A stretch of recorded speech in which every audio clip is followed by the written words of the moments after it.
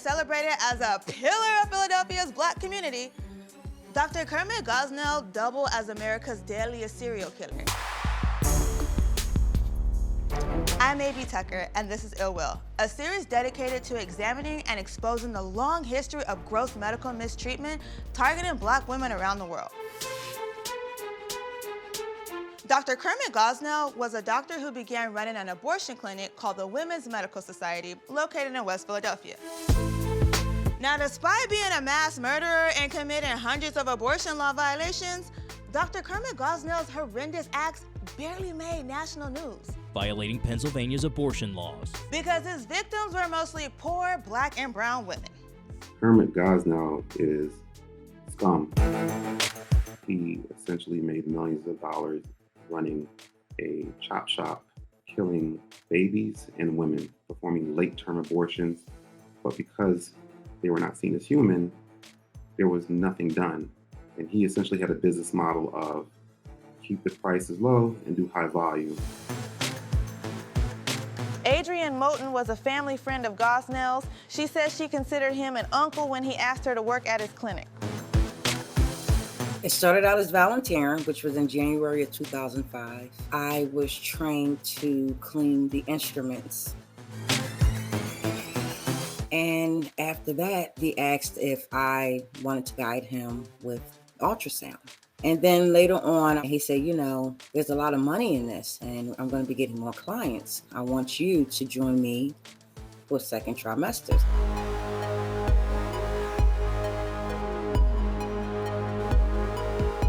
Moton was just one of several staffers who were allowed to treat patients completely unlicensed. Could you imagine someone flying a commercial plane with 200 plus passengers and that company and crew was not licensed to do maintenance on that plane, fly the plane, to operate the plane, and they just were able to have a few crashes here and there, but those were swept under the rug?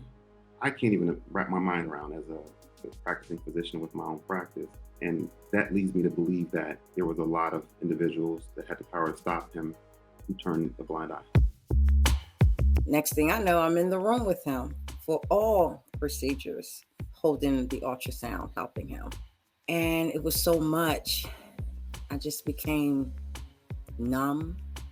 There were a lot of things that I wouldn't want my enemy to go through if I have any enemies. Some women died while being treated by Gosnell. He had a history of exhibiting abusive behavior towards his patients. When he's doing a procedure, if she's moving too much, and he would take the back of his hand and he would, you know, in their mid-thigh, and they would just stop and just, you know, cooperate. But he did that a lot. Ultimately, it was revealed that Gosnell was also involved in killing fetuses born alive during attempted abortions, resorting to unthinkable methods like cutting the newborn's spinal cord and stabbing them with scissors. These evil atrocities persisted for decades before authorities finally uncovered the clinic's horrors. My worst experience was he did a 30-weeker. He was a boy. He was huge.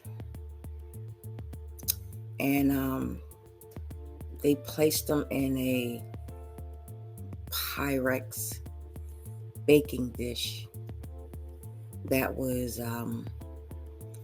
it was too small for him. And